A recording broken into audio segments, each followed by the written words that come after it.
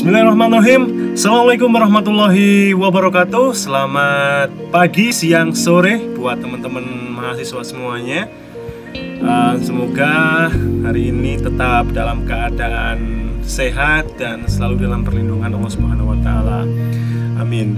Nah, kawan-kawan sekalian, setelah kemarin kita pada materi kuliah yang pertama kemarin membahas tentang negara, pada kesempatan kali ini saya akan mengajak teman-teman semua membahas materi yang kedua, yakni terkait dengan hukum tata negara sebagai sebuah pengantar teman-teman mengambil mata kuliah ini. Jadi sebelum membahas lebih lanjut terkait dengan hukum tata negara, maka sudah menjadi kewajiban seorang dosen untuk memperkenalkan terlebih dahulu apa sih hukum tata negara itu.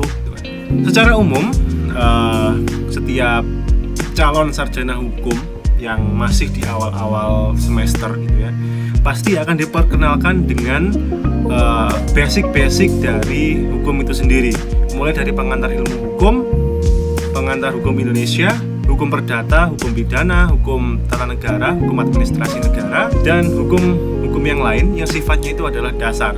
Sebelum teman-teman nanti mungkin akan mengambil fokusan atau konsentrasi atau mungkin jurusannya gitu ya, lebih menspesifikkan diri itu ke yang mana, kan?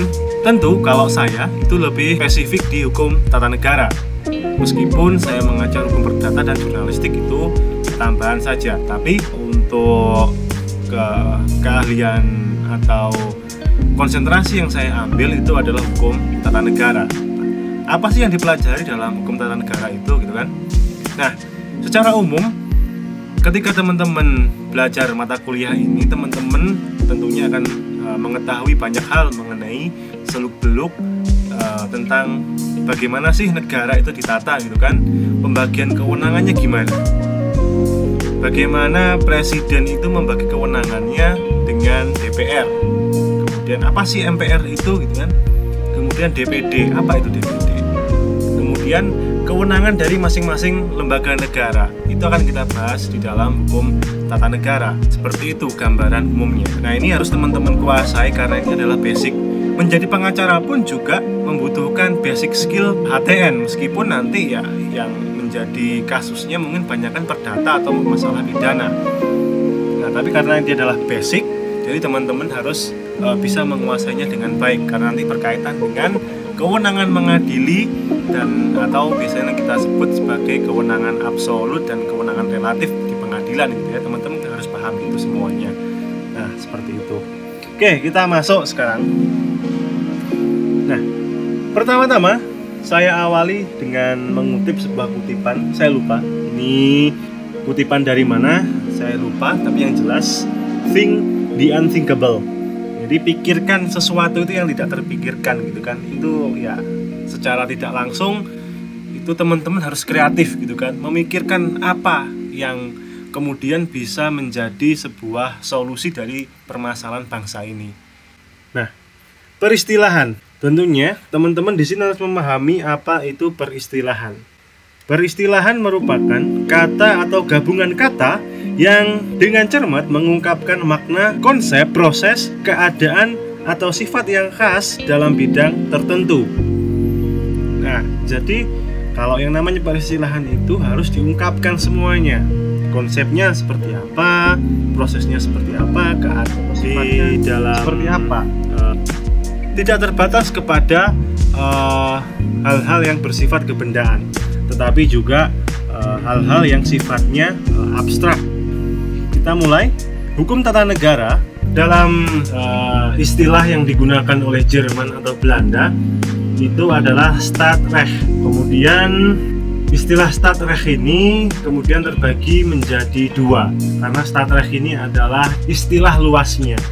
Nah, kemudian di Jerman itu dibagi lagi menjadi dua, yakni hukum tata negara itu sendiri dan hukum administrasi negara. Jadi kalau hukum tata negara secara luas itu mencakup HTN dan hukum administrasi negara. Namun ketika diartikan secara sempit, maka kedua hal ini akan berdiri sendiri-sendiri. Hukum tata negara sendiri, hukum administrasi negara sendiri. Verfassungsrecht dan Verwaltungsrecht. Keduanya memiliki sifat yang berbeda. Tentunya nanti akan kita bahas. Keduanya memiliki sifat yang berbeda. Secara umum, Verfassungsrecht itu dia lebih membahas negara dalam keadaan diam. Maksudnya dalam keadaan diam ini adalah bagaimana sebuah lembaga negara ini memiliki kewenangan, memiliki asal kewenangan. Bagaimana kemudian dia bisa memperoleh kewenangan itu. Kemudian Verwaltungsrecht mempelajari negara dalam keadaan aktif. Jadi yang dimaksudkan di sini itu adalah bagaimana sebuah lembaga negara itu menyelenggarakan kewenangannya dalam kehidupan bernegara. Jadi ini sifatnya lebih aktif. Jadi Verwaltungsrecht atau hukum administrasi negara itu tidak lagi membahas soal kewenangan. Asal kewenangannya dari mana itu tidak akan dibahas di hukum administrasi negara. Tapi hukum administrasi negara itu akan lebih membahas mengenai bagaimana kewenangan tersebut dijalankan, apa kendalanya di lapangan, kemudian bagaimana cara mengatasinya. Nah, mungkin secara garis besar seperti itu. Kemudian Profesor Mr. Djoko Sutono itu dia lebih memilih istilah Verfassungsrecht. Coba teman-teman lihat pada kedua foto ini. Yang pertama adalah foto Carl Schmitt yang menulis buku Verfassungsrecht, konstitusi sebagai ilmu atau teori konstitusi. Kemudian Hermann Heller yang menulis buku Staatsrecht, ilmu negara. Keduanya berasal dari Jerman yang kemudian memiliki penyebutan tersendiri terkait dengan apa itu hukum tata negara. Bisa dilihat di situ ada Verfassung. Nah, diartikan sebagai sebuah konstitusi. Jika digabung Verfassungsrecht adalah ilmu yang mempelajari tentang konstitusi. Kemudian Hermann Heller menyebutkan istilah Staatsrecht, itu ilmu negara. Jadi ilmu yang mempelajari tentang negara. Ya, sebenarnya pun pada akhirnya kita akan mempelajari konstitusi dan negara. Tetapi kalau konstitusi itu juga memiliki spesifikasinya tersendiri dan ilmu negara pun juga memiliki spesifikasinya tersendiri seperti yang kita pelajari pada pertemuan pertama, meskipun itu hanya secara umum. Harusnya ilmu negara itu dipelajari 1 semester sebelum teman-teman mengambil hukum tata negara. Masih berkutat mengenai peristilahan. Di Inggris, hukum tata negara disebutkan sebagai constitutional law atau hukum konstitusi. Jika di bahasa Indonesia kan di situ saya tulis sebagai hukum tata negara. Jadi ya ini istilah secara harfiahnya. Jadi secara letternya hukum tata negara itu ya, jika ditranslasikan ke dalam bahasa Inggris maka istilah yang digunakan adalah constitutional law. Namun secara umum gitu ya, memang ada perbedaan hukum tata negara dengan constitutional law. Karena kalau hukum tata negara itu lebih luas cakupannya daripada constitutional law. Ya, karena sekali lagi tidak semua negara termasuk Inggris mempunyai konstitusi yang secara tertulis maksud saya.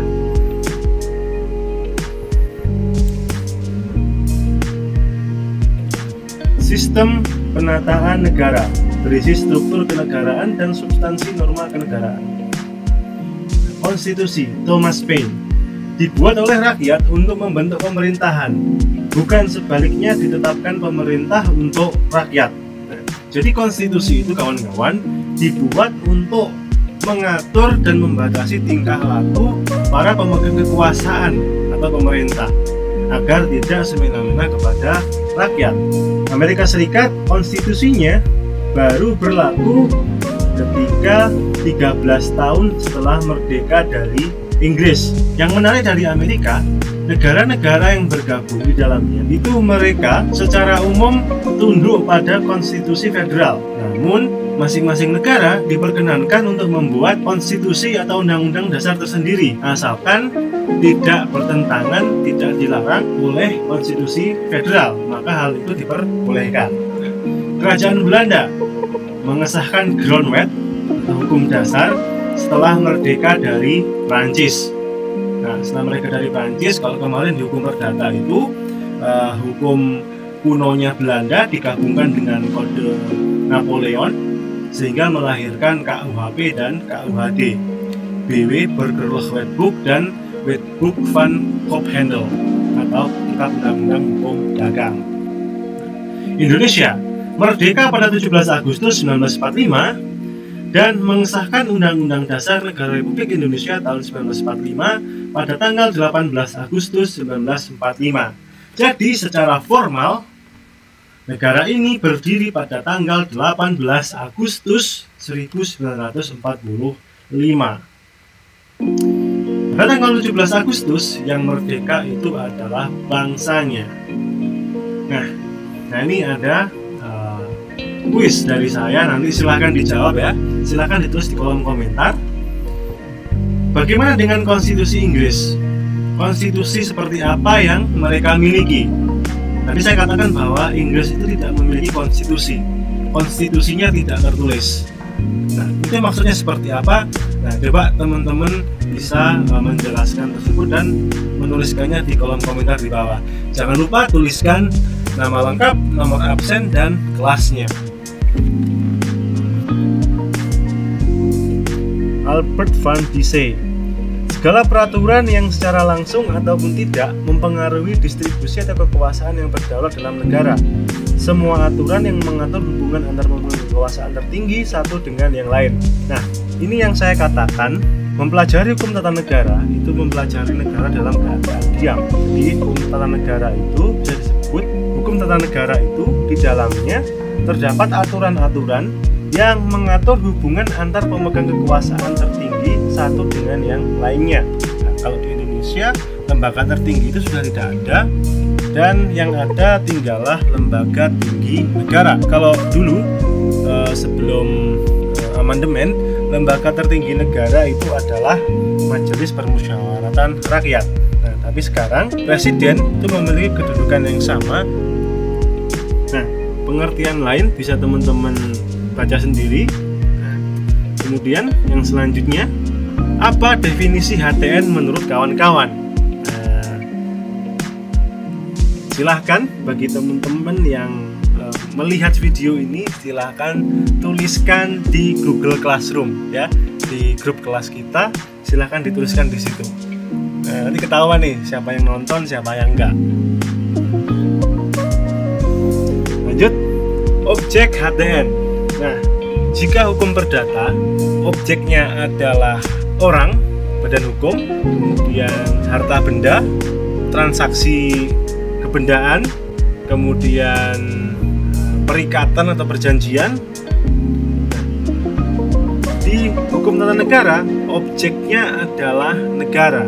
Nah, disitu jelas saya katakan HTN akan mempelajari tentang organisasi negara, susunan, tugas, hak, wewenang, dan pembagian kerja antar lembaga negara yang di dalamnya meliputi bahasan tentang bentuk negara, bentuk pemerintahan, dan pembagian wilayah. Nah, ini semuanya ada di dalam konstitusi. Nah, jika tidak ada di dalam konstitusi, maka kemungkinan itu diatur pada peraturan perundang-undangan yang berada di bawahnya. Kemudian, hubungan horizontal alat kelengkapan negara yang akan membahas tentang lembaga-lembaga legislatif, eksekutif, dan yudikatif. Tentang hubungan vertikal yang akan membahas pembagian wilayah dan hubungan pusat daerah. Nah, banyak sekali sebenarnya yang akan dibahas di dalam HTN ini. Ya, kalau 2 SKS ya masih kurang lah. Harusnya 4 seminggu 2 kali kalau HTN. Nah, kemudian warga negara yang akan membahas tentang asas-asas kewarganegaraan dan hak asasi manusia. Jadi juga kewarganegaraan dan hak asasi manusia juga masuk sebenarnya di sini. Tapi kayak sepertinya ada mata kuliah tersendiri kalau mengenai hal ini.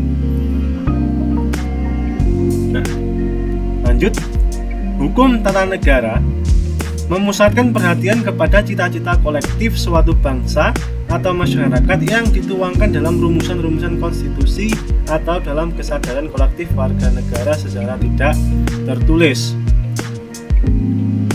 Persoalan format kenegaraan dan perlembagaan sistem kekuasaan itu dalam institusi-institusi kenegaraan serta mekanisme hubungan di antara lembaga-lembaga atau institusi-institusi kenegaraan satu sama lain. Kemudian mekanisme hubungan antara negara dan institusi negara dengan warga negaranya.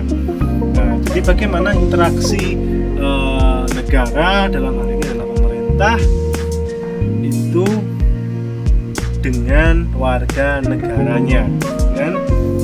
Apakah negara akan selalu membatasi gerak langkah warga negaranya yang kemudian bisa kita sebut sebagai sebuah negara yang otoriter, atau kemudian negara yang demokratis? Nah, seperti itu teman-teman. Untuk pengertian mungkin sampai sini dulu ya, karena ini selanjutnya masih ada beberapa slide lagi ke belakang nanti dalam video terpisah. Oke, sampai jumpa di video selanjutnya. Wassalamualaikum warahmatullahi wabarakatuh.